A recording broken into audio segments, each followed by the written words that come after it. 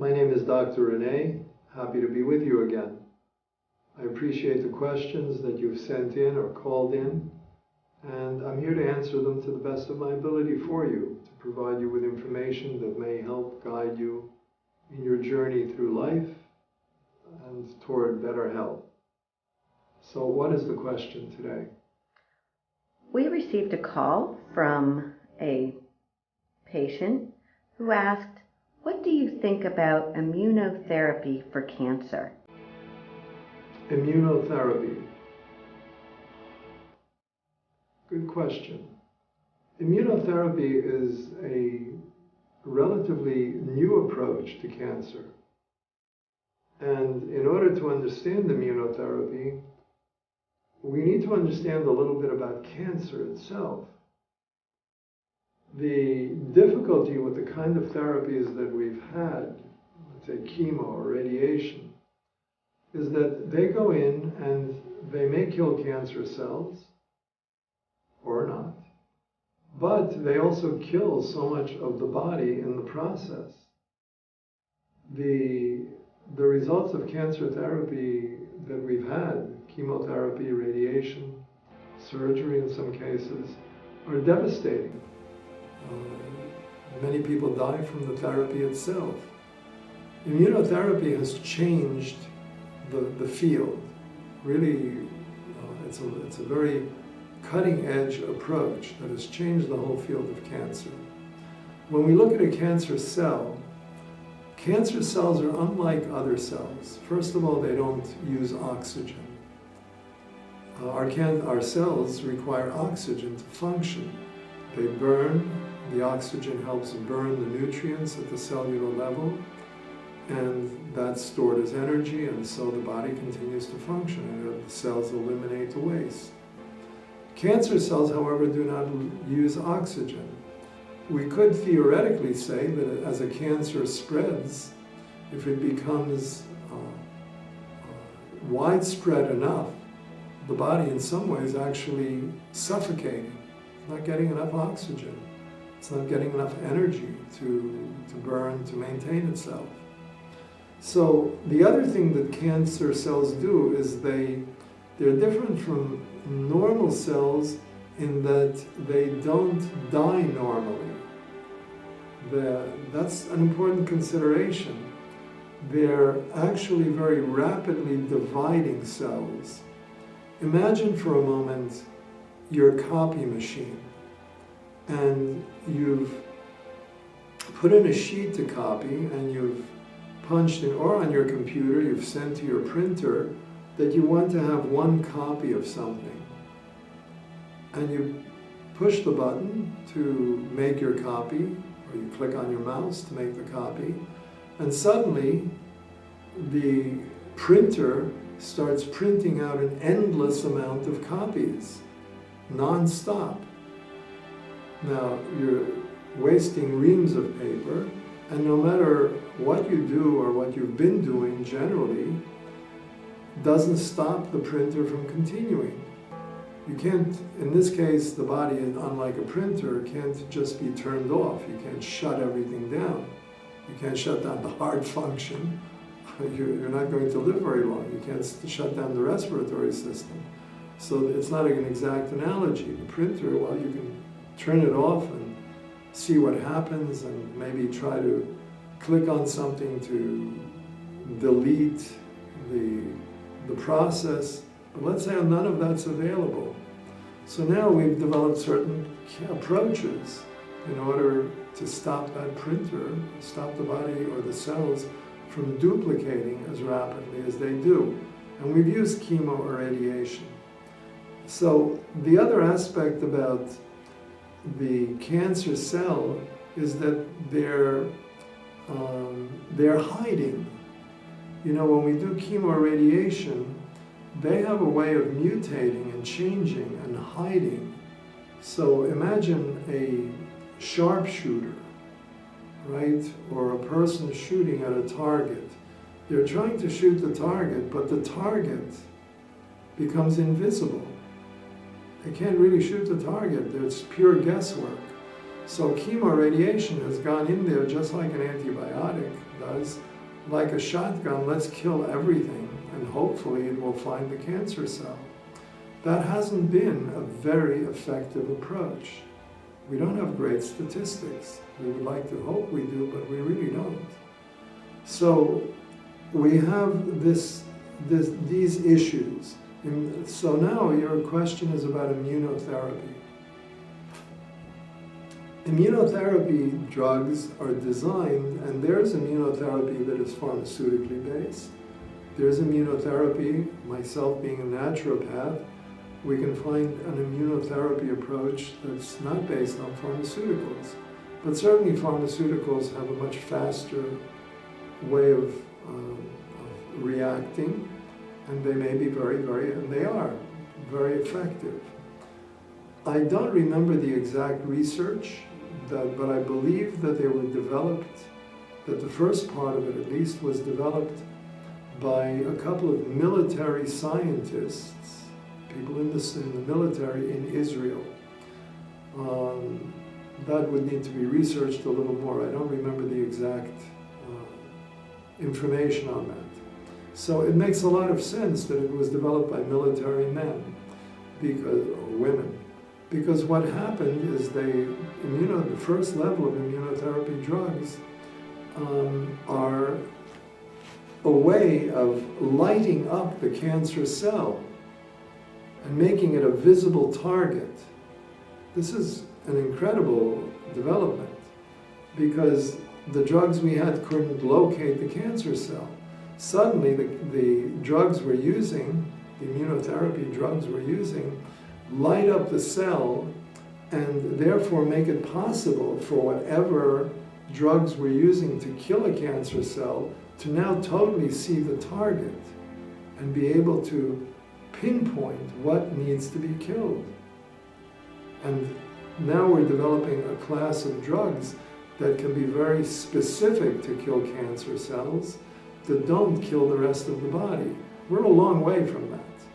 But now we have at least the possibility of actually seeing the cancer cell and recognizing what needs to be shot down, so to speak, or shut down. So those are called checkpoint inhibitors. And that's a class of immunotherapy drugs because they disrupt signals that allow cancer cells to hide. That's a major, major step forward.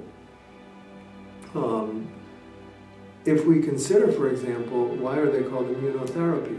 Because the immune system, all of us go through at least 3 or 4 cancers in a lifetime. And our immune system kills those cancers. We know, the body knows what to do. However, at some point, if a cancer cell mutates sufficiently, hides sufficiently, and begins to replicate, it is hiding from the immune system, and our immune system cannot kill them. Our immune system is built to kill them. So now if our immune system is strengthened, and to the point where it can fight and kill cancer cells, that's okay. But if it can't recognize the cancer cells, then it can't kill them. With immunotherapy drugs, they're called immunotherapy because as checkpoint inhibitors, they make it possible for the immune system to now see and recognize the cancer cell. It can't hide. And so the immune system can now begin to fight it. Assuming our immune systems are strong enough and that the cancer hasn't metastasized to the point where, or developed to the point where it's just so dramatically powerful that it can overcome the immune system, making those 2 assumptions, our immune system should be able to kill it, to take care of it. So that's one aspect of immunotherapy drugs. The other is, so it's a combination, the other is cytokines. Cytokines are part of the immunotherapy drug complex that actually help regulate and direct the immune system. So now we have the checkpoint inhibitors that light up, so to speak, the target. We have the cytokines which direct the immune system straight to that target. It's really an amazing development in cancer research. it's possibly what's going to make the difference in the future between people surviving and the statistics right now, which are not that great. With chemo radiation, they're just not great. They're not good. There's one other development in immunotherapy drugs which I'm not a great fan of, but I'll mention it since you've asked the question, and that's vaccines. For those of you that have followed some of my blogs, you know I'm not a great fan of vaccines. I think they've caused tremendous problems. When I was a child, I was vaccinated in those years against 4 things. Today we have vaccines where they vaccinate against, I don't know, 160 or 180 things, or maybe over 200 things. The immune system, our bodies cannot take that. So we're seeing all kinds of problems that are arising. There's no direct evidence, perhaps in terms of causative factors between vaccines and autism, but there's certainly statistically so much correlative evidence that we can't just shut our eyes to it. We're dealing with health crises, but I do want to answer the question fully. There are vaccines that are being developed as part of immunotherapy, and these vaccines are used to both treat and prevent cancer by, again, targeting the immune system. So that's the 3 levels of immunotherapy. We need to understand the immune system a little bit more. The immune system is always on guard. That's why it's our immune system. It's like our own internal police force, our own internal military, you might say. And its job is to rid the body of foreign invaders. So what are foreign invaders? Viruses, bacteria, fungi, lymph nodes, and the list goes on. Cancer, any type of foreign invader or something that's not inherently natural to the body. The immune system is going to work on getting rid of them. We have white blood cells which do that. We have T cells, we have killer cells. They go in there and their job is to kill whatever is a foreign invader in our country, the body. Cancer cells are not, the problem with cancer cells, as I said, is they're not recognized as invaders. That becomes the issue, because they're the body's own cells that have mutated, so they're not immediately seen as invaders. They were once healthy cells that are no longer healthy cells. They're no longer normal cells. And they grow and divide and spread throughout the body. One way that cancer cells stay hidden is by sending signals. I'm trying to remember what those signals, where they're sent to. They're sent to, I forgot the designation of it, it's PD something, PDI, CTLA perhaps. But whatever the designation, they're receptors. And so in lay language, they're receptors. And these receptors at certain checkpoints on the immune system are meant to tell us that there's something wrong. But cancer cells stay hidden from those receptors. And that's the whole principle of the first part of immunotherapy. The signals they send out actually trick the immune system. They trick our military, they trick our police force into thinking that cancer cells are normal cells. They hide the fact that they're cancer cells. So I hope that has somewhat answered the question. We can of course go a lot more deeply into it, but I do want to emphasize how important a development this has been in cancer research and in cancer therapy. And I think it can make a huge, huge impact on the survivability of people with cancer. Thank you for bringing the question. and for sending it in.